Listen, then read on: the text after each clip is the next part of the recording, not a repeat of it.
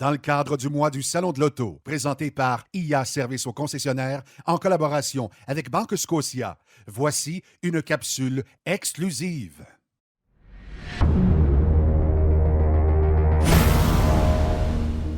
Antoine, il n'y a pas à dire, les gens sont curieux, les constructeurs proposent de plus en plus de modèles de véhicules électriques.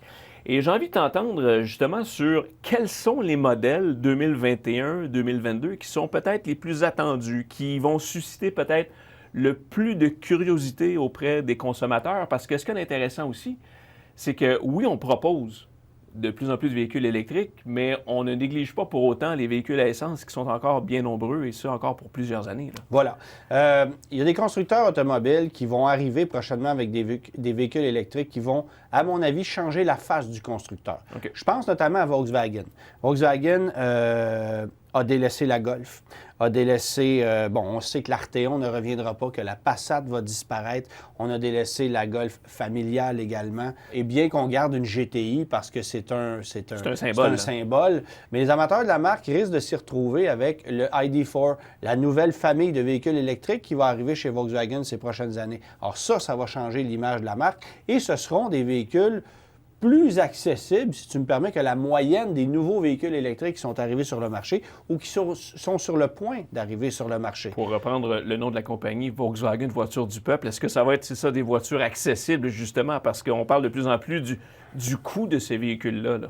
Bien, c'est-à-dire, ça ne sera pas accessible comme une Jetta. C'est sûr que ça va coûter plus cher qu'une Jetta. Mais ça va être plus accessible, par exemple, que ce que Cadillac va lancer, que ce que Audi va lancer avec sa e-tron GT. Ouais. On arrive avec des véhicules électriques de haute performance, d'exception, qui vont présenter un niveau de raffinement de technologie et de luxe qui vont être impressionnants. Tout le monde va essayer de se démarquer à ce niveau-là, mais en même temps, les véhicules électriques de toutes ces marques-là vont devenir des images de marque, des symboles, pas nécessairement des véhicules à volume qui vont être particulièrement rentables pour les constructeurs. Et c'est là que je trouve ça intéressant parce que General Motors se vante de lancer, par exemple, plusieurs nouveaux véhicules électriques. On veut faire un virage vert. On investit des sommes massives pour transformer une usine canadienne qui va fabriquer des véhicules électriques, même chose du côté de chez Ford.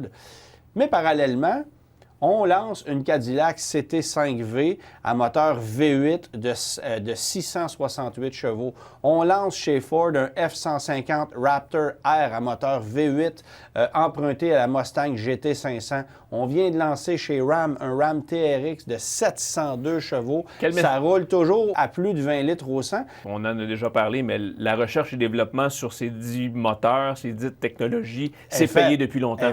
Alors, c'est réglé. Antoine, merci beaucoup.